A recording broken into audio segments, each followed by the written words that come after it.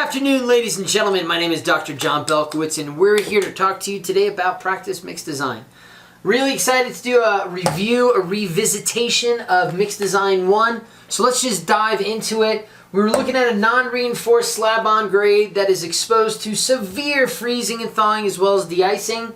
We've got a 28-day compressive design strength of 4,000 psi. Based on the type of concrete concrete slab we're making the book, or ACI 211, told us to use a slump of 2.2 inches. And when it comes to looking at the plant, we're normally in the range of a 2 to 4 inch slump when it comes to something like this. Our final mix design that we found out, the link will be down below, was 510 pounds per cubic yard of our Type 1-2 Portland cement. That can change based on where you're at. Here, that's the type of cement that we've got. A 1-inch river rock or rounded rock. We're using that especially because we've got this non-reinforced slab on grade. You don't really have to worry about a lot of strength here, especially flexually wise. And then the last thing that we've got there is our concrete sand at 1,402 pounds before we get to our air entrainment, which was 4.6 fluid ounces per cubic yard or 0.9 fluid ounces per hundredweight to get us that 6% air. So the reason why, sorry, I had to take care of my nose there. The reason why we're revisiting this today is because folks had a lot of questions of what they could do with this mix, and we're targeting some really specific things today. The first thing that we're going to target is how to deal with freesaw durability. A lot of ready mix operators and contractors have to deal with the lawsuits associated with the physical and chemical attack from freezing and thawing, as well as those de-icing salts and brines. So that's the first thing that we're going to tackle today.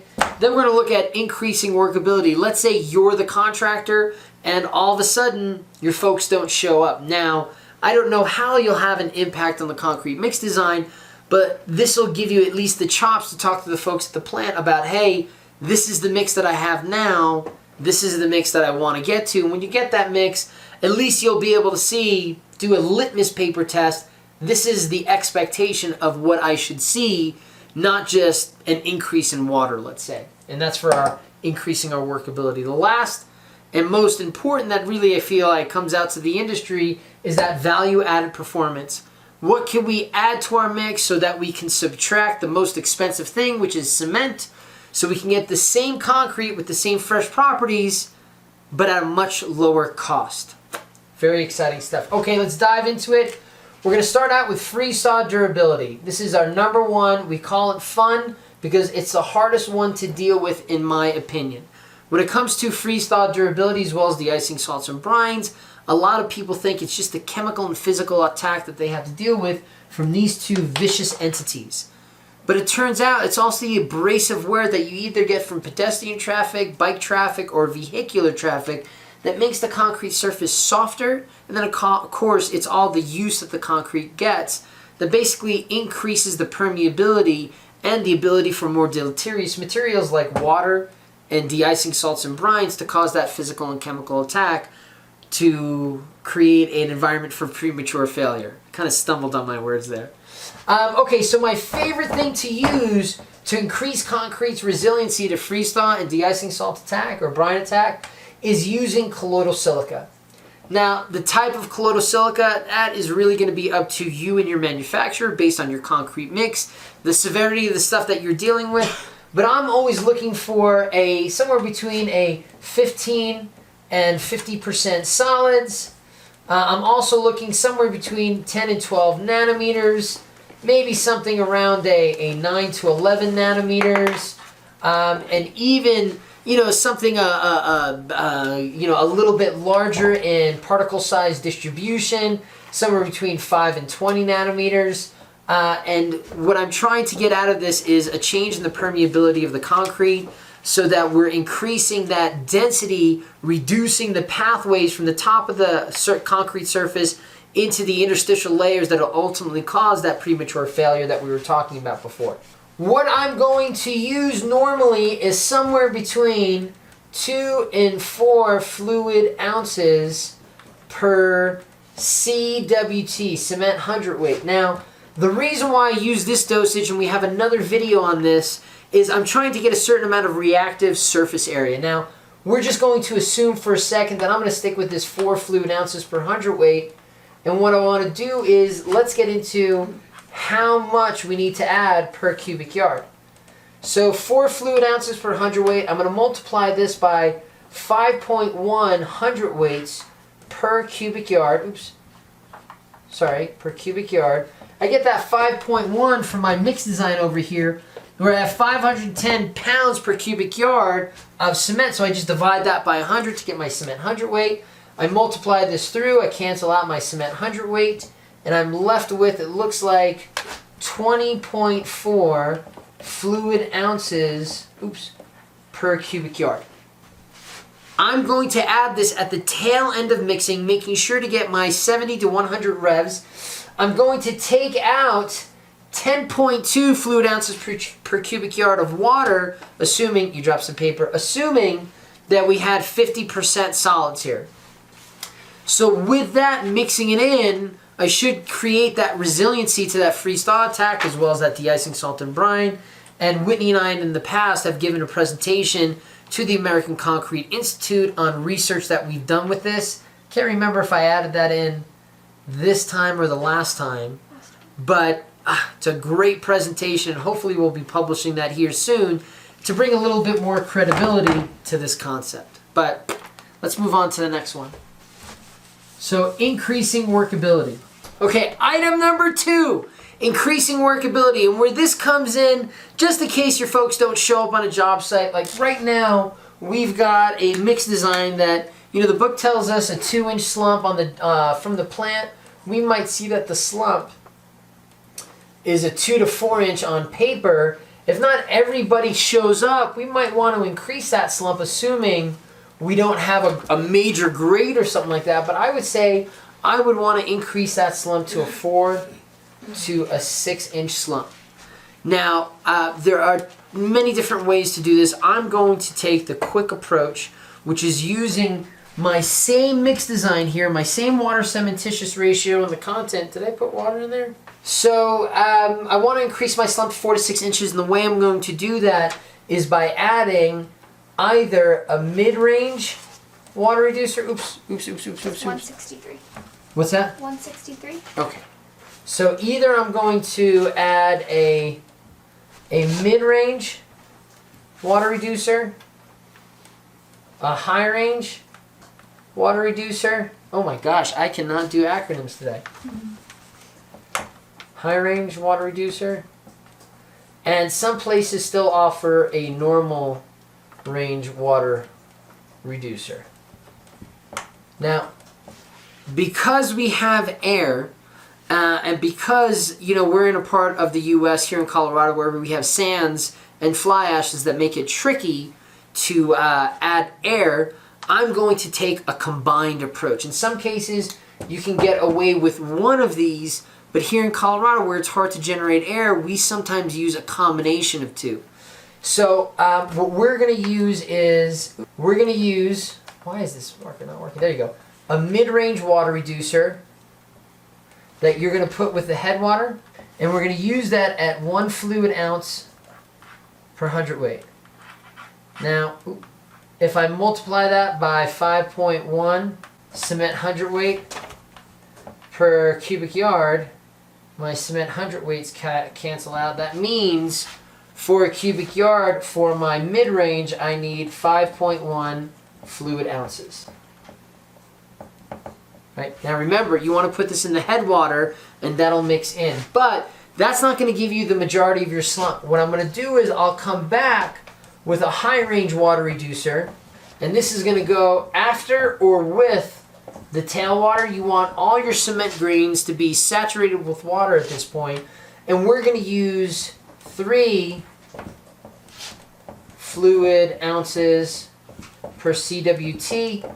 Multiply this by 5.10 CWT per cubic yard. My CWTs cancel out. I'm left with, what is that, 15.3 fluid ounces per cubic yard. Now, make sure you're talking to your local providers.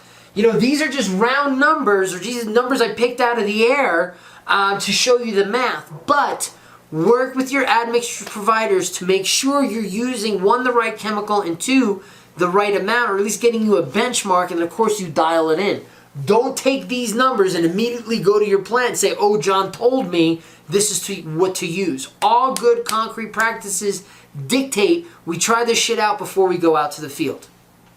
Okay, so that's increasing workability. You could add a colloidal silica to keep that water in, to stop bleed water from coming to the surface. And for that, you could use, so colloidal silica, the same type we talked about before, 4 fluid ounces per hundredweight. And again, that would come out to 20.8 fluid ounces per cubic yard. Oops, 20.8. Make sure you're taking out the appropriate water for each. Okay, so that was number 2. And I really haven't changed anything to the mix design yet. Now I start getting things getting a little bit scary. So item number 3. This is everybody's favorite. Reducing cost. I love this one. This is one where you could really start playing with your granular skeleton. You can start, you have no choice, because to reduce cost, we need a 4,000 PSI mix at 28 days. Now, assuming this mix has never been used, is the first time you're using this, you actually need to bump it up a little bit higher than that to get, I believe it's a 800 PSI standard deviation or 1200 PSI standard. Well, that's not with all mixes, that's just a general concept, but ACI 318 gives those protocol for the engineers. Let's assume that it is 1200, so if we've never used this mix, we really need to get 5200 PSI, let's say, at 28 days. Now, here's the thing. When it comes to cements and strength, because remember, cement is the backbone of concrete strength, but it's not just the cement, it's the cement and water combination. So the question is, at our water-cement ratio, what is our PSI per pound? Right? In worst case scenario, or in our highest cost scenario, we need to get 5,200 PSI per pound. Right now, we have a total cement of 510 pounds per cubic yard. If we have a PSI per pound of 10, that means there's a chance that we're not going to make this minimum strength. Because if we take 510 pounds per cubic yard and multiply it by 10 PSI per pound, and by the way, we get this 10 PSI per pound, we'll take an average, a cement supplier, the ready mix provider, will take an average of strengths that they're getting from a concrete mix design at 28 days. They'll take the strength at 28 days and divide it by the amount of cement or even cementitious that was used to make that concrete to determine their average PSI per pound for that material or that combination of materials.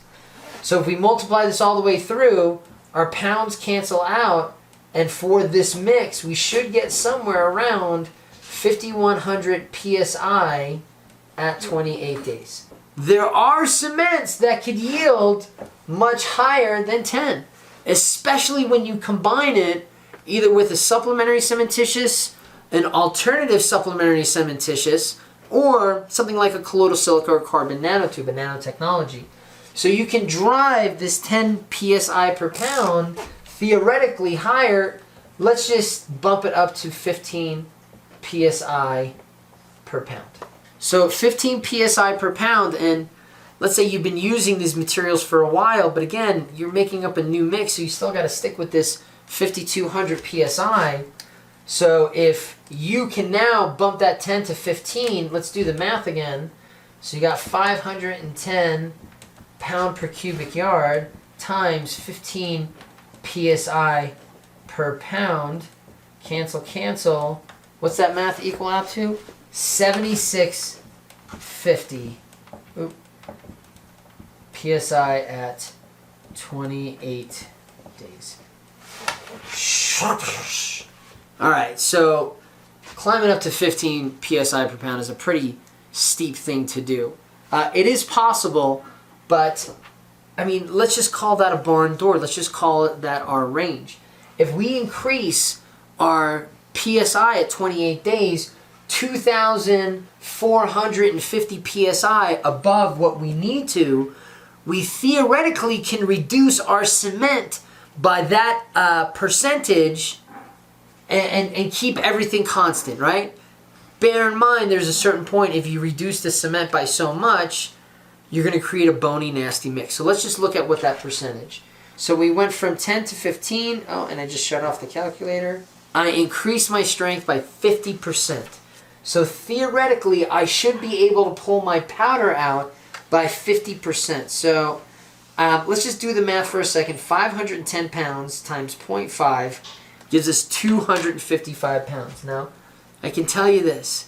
If you took your cement content from 510 pounds down to 255, you're going to create a bony and nasty mix. So let's not go that drastic. Let's start out with 10%.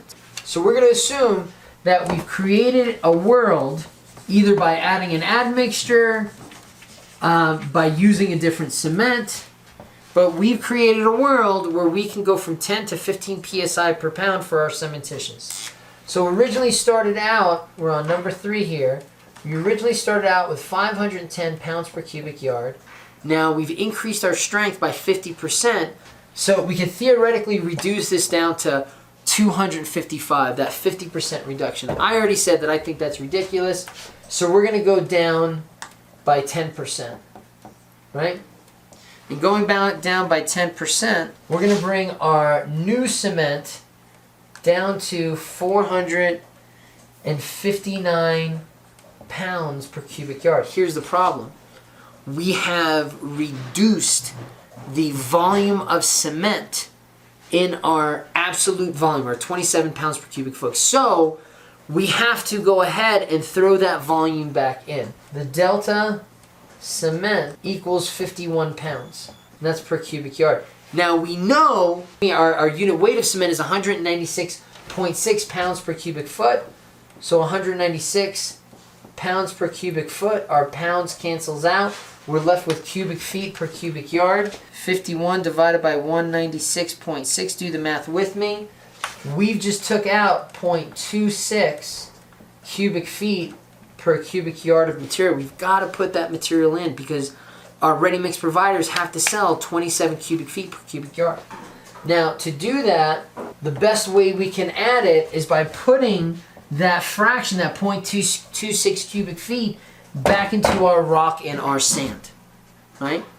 So our rock, or we have left is our 0.26 cubic feet per cubic yard. On the average, our specific gravity of our rock and sand is somewhere between 2.6 and 2.7.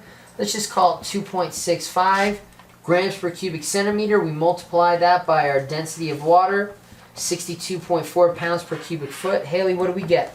So we've got to add somewhere around 43 pounds per cubic yard of our granular skeleton back into the mix. Now, please don't forget, I can't tell you where to get that granular skeleton from. Nobody knows your material like you do. If you're using a manufactured sand, or let's say you got your magic sand from Wichita, Kansas. I can't tell you which material you have. You'll only know if you have a manufactured sand. You need to stay away from that shit. If you got the magic sand, you want to use more of that stuff. If your rock is really soft limestone that has a lot of fines to it and clay particles, stay away from that. If you've got rock that's river rounded, that's beautiful, that has a low absorption, low fine content, it's like ball bearings in the mix, holy moly, guacamole, put more of that stuff in there. And if you have a pea gravel, if you have a squeegee, you can use that as part of your mix too. And that's another part of optimization that I mentioned earlier. This is just looking at pulling out cement as a retroactive approach. So yeah, retroactive approach when it comes to I've already increased my PSI per pound. Let's say if your PSI per pound stays constant, you can still have a positive impact on that strength by playing with your granular skeleton, reducing the porosity index so you don't have to use as much paste to get to that same fluid property, and in doing so, using more of that rock has a tendency of bumping our strength up. Not early strength, but that 28-day strength that we were after. The last thing that I want you to keep in mind is that we have a water cementitious ratio of 0.48. Without looking at the absorptions and the water that comes from the rock and the sand, if we just look at 0.48 times 510, come on, help me out here, Haley, pounds per cubic yard, we have 245 pounds per cubic yard of water. Let's do the math again, Haley. 0.48 times, what is it, 459 pounds per cubic yard. So make sure when you're reducing your cementitious content, you've got to keep your water cementitious ratio constant. So if you're reducing your total cement, that means your water has to reduce with it. Okay, we went over those things really quickly. We're going to do a total separate video on optimization. I have this wonderful granular skeleton aggregate paste ratio whole video that, or slide presentation already put together. We just have to make it into a fun seminar or webinar or whatever we're calling it these days. So hopefully this helped you out. I'm excited to revisit the rest of the mixes and excited to do more mixes for you. Let us know if you got any concrete questions. Let us know if some of these numbers aren't right. If they aren't right, shoot, we'll buy you a steak dinner when you come out here to see us. I saved myself there, didn't I? You did. When you come out here to see us, don't forget to like and subscribe. Throw us those questions. Go concrete. Beat asphalt.